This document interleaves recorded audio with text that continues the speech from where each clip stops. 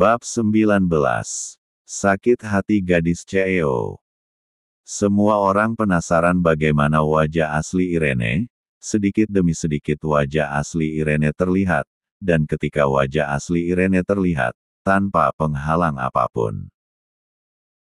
Semua orang di aula terkejut bukan main, apalagi 6 orang yang ada di depan langsung syok seketika, dan beberapa karyawan berkeringat dingin, terutama Pak Dito, tapi Pak untuk tidak takut, karena ia merasa tidak masalah dan perusahaan seharusnya berterima kasih kepadanya, karena ia sudah memenangkan proyek besar itu kan. Oke, di sini, batin semua orang.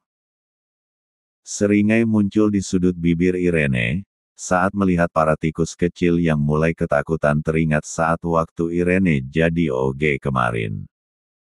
Bagaimana? Apa kalian kaget? Ucap Irene senyum penuh arti.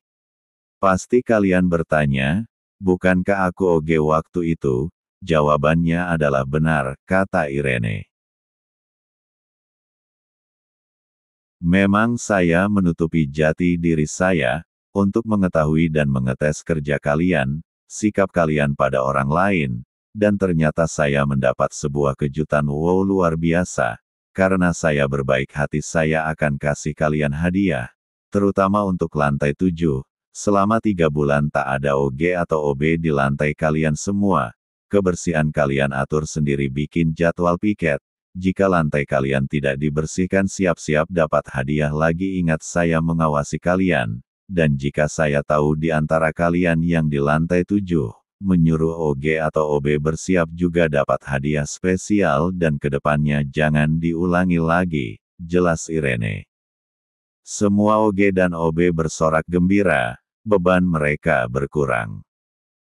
Untuk Sasa bagian resepsionis, dan semua orang yang berada di lantai 5, saya kasih bonus 3 bulan ke depan 2 kali lipat, yang lainnya dapat bonus bulan ini, ucap Irene. Para karyawan pun sebagian senang, karena mendapatkan bonus, terutama Sasa, dan lantai 5 karena mereka tak menyangka akan mendapatkan bonus 2 kali lipat. Terima kasih Miss, ucap mereka serentak. Ya, pengumumannya sampai di sini saja, kalian boleh pergi, kecuali 6 orang di depan saya, ucap Irene. Dan satu lagi, jika ada yang tidak setuju dengan hukuman yang saya berikan, kalian boleh angkat kaki dari kantor saya, tegas Irene. Baik Miss, kami permisi, ucap mereka serentak. Semua orang berbondong-bondong keluar aula menyisakan mereka berdelapan, lalu Irene menyuruh mereka mengikutinya sampai di ruangannya.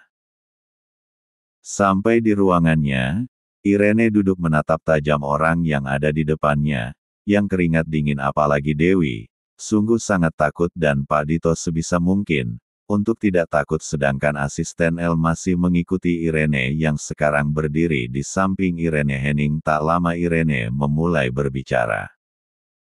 Kalian berenam terkejut dengan saya, ucap Irene menyeringai. Tak perlu terkejut, santai saja, ucap Irene. Sekarang waktunya pembagian hadiah. Mulai dari siapa dulu ya, ucap Irene. Tampak berpikir asisten El masih setia mendampingi Irene, sedangkan mereka berenam sudah ketakutan, bahkan keringat dingin mulai mengucur deras. Yang pertama Ibu Francisca, apa Ibu tahu kesalahan Ibu? Tanya Irene. Ibu Siska hanya menggeleng pura-pura tidak tahu. Bagus. Tidak mau mengakui. Baik Ibu, Anda mulai sekarang saya pecat, tidak uang pesangon apapun, dan untuk gaji saya memberikan hanya setengah, untuk menggaji buruh yang sedang membangun proyek, ucap Irene. Irene adalah tipe orang yang enggan basa-basi, tak mau ada bantahan jika menghukum orang, tak mau dengar jika orang itu memang salah. Tapi Miss, itu semua tidak benar, elak Ibu Siska. Masih mau mengelak? Baik, baca ini. Setelah baca itu keluar dari sini, ucap Irene menyodorkan sebuah map coklat, yang berisi sebuah bukti dan gaji Bu Francisca. Setelah menerima map tersebut, Ibu Francisca membelalakan matanya, karena apa yang dilihat saat ini adalah bukti yang sehingga mau tidak mau ia keluar ruangan tanpa mengucapkan sepatah kata. Sekarang giliran Bapak Hendra dari bagian HRD, apa kau tahu kesalahanmu apa?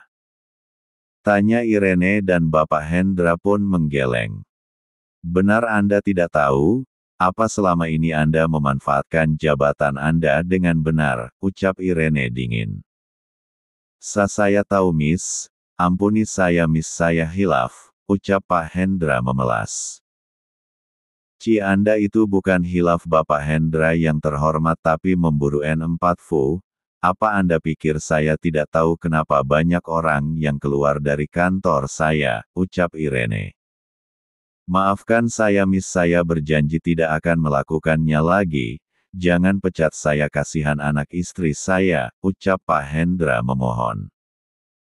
CKK kasihan anak saya, menirukan kata Pak Hendra, apa kau tahu yang membiayai anak istri Bapak adalah saya. Jika kalaupun Anda saya pecat itu tak berpengaruh pada anak istri Anda, ucap Irene sinis.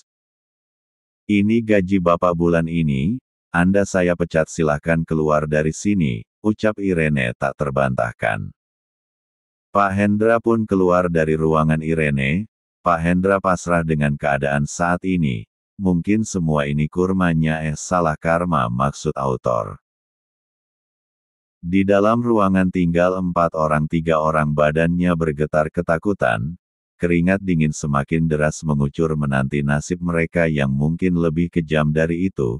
Tetapi Pak Dito bersikap biasa saja karena ia yakin tak dipecat, ya walaupun dulu ia pernah mengejek Irene kalaupun ia dipecat akan mengancam Irene, karena ia punya sebuah bukti dan yakin bukti itu bisa menyelamatkan dirinya.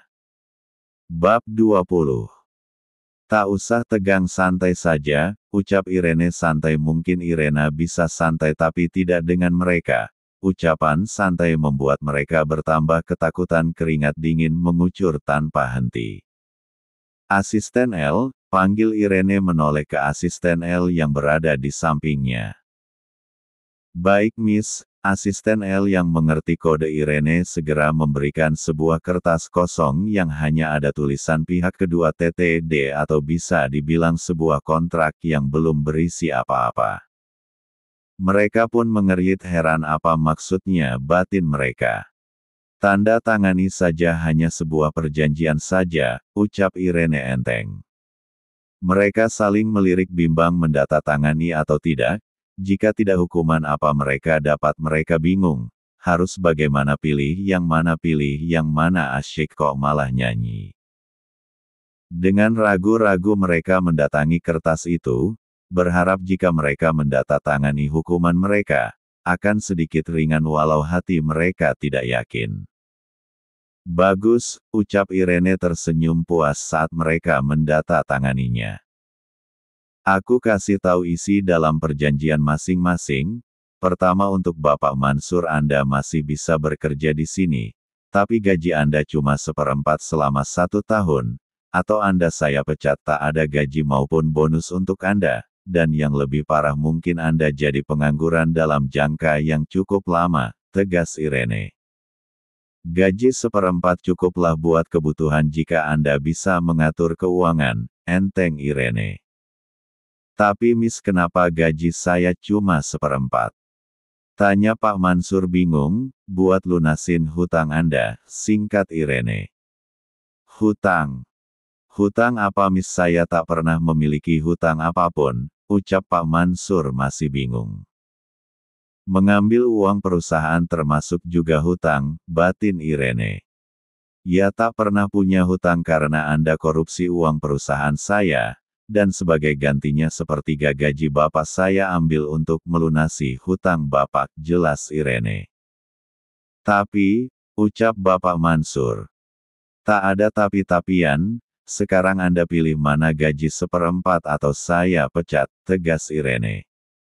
Baiklah Miss saya pilih pilihan yang pertama, pasrah Bapak Mansur.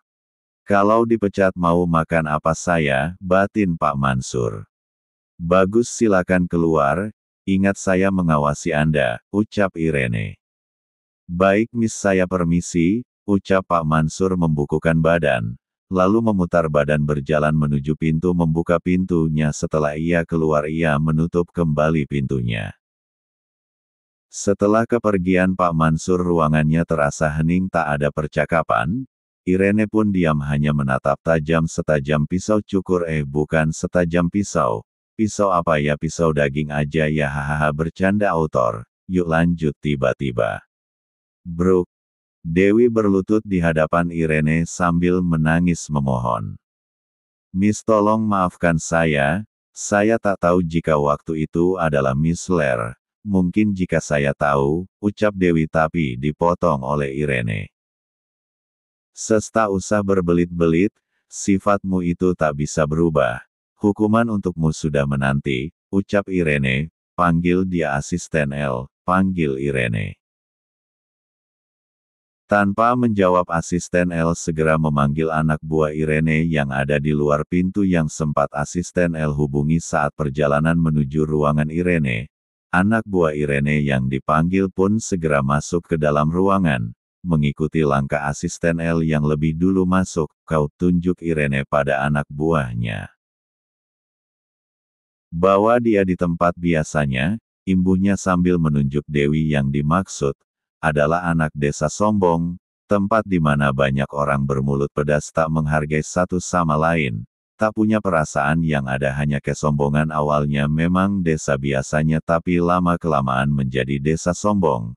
Karena setiap Irene mengasingkan orang, maka ia akan menempatkan orang tersebut di sana perekonomian yang sulit, atau desa yang perekonomiannya masih rendah hanya beberapa orang yang kaya. Membuat mereka berlomba untuk menjadi orang paling kaya dengan menghalalkan segala cara. Saya mau dibawa kemana Miss? Tanya Dewi ketakutan. Tempat di mana kau tahu artinya menghargai orang, tanpa memandang apapun dan merubah sikap sombongmu kalaupun kamu sadar diri, ucap Irene di desa sombong. Orang bisa berubah kalau orang itu punya kesadaran.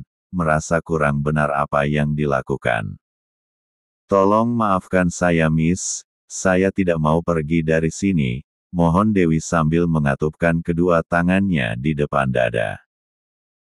Irene memandang anak buahnya, supaya cepat membawa pergi Dewi, karena sudah jengah dengannya seakan tahu perintah nonanya, anak buah Irene segera membawa Dewi yang meronta-ronta minta dilepaskan.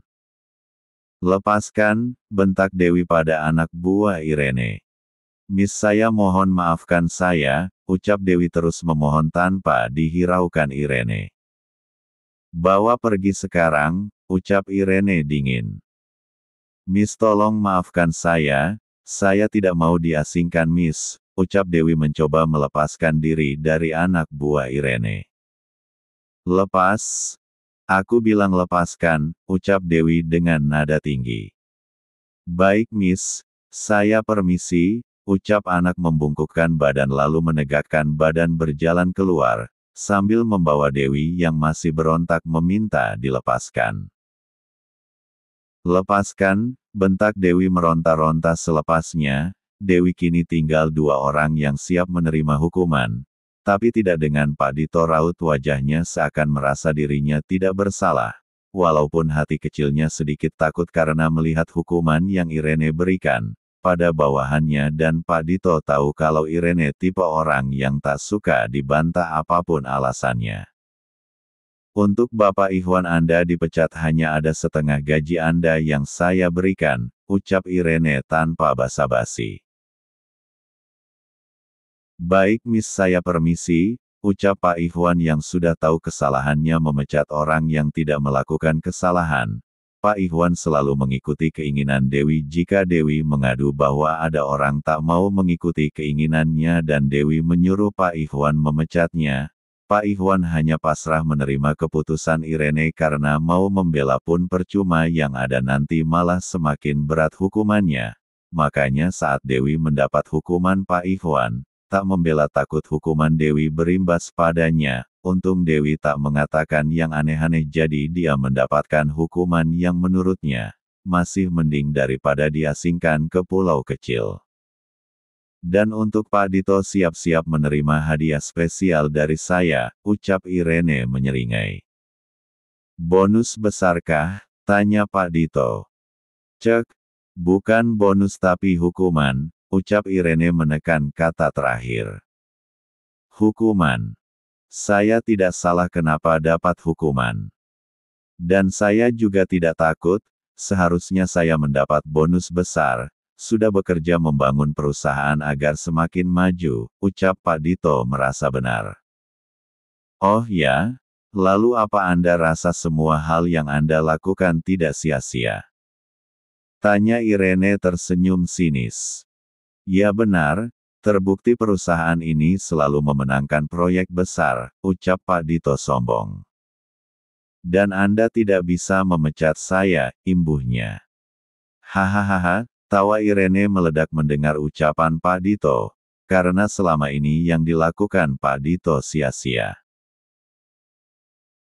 Setiap kali Pak Dito mau menjalin kerja sama-sama, selalu ditolak mentah-mentah oleh perusahaan lain, karena tidak cukup puas dengan keuntungannya dan proposal, yang diajukan juga campur aduk tidak sesuai kenyataan. Jadi mau tidak mau Irene harus turun tangan agar perusahaannya tidak gulung tikar. Iyalah masa gulung telur jadi telur gulung dong, hehehe, garing ya.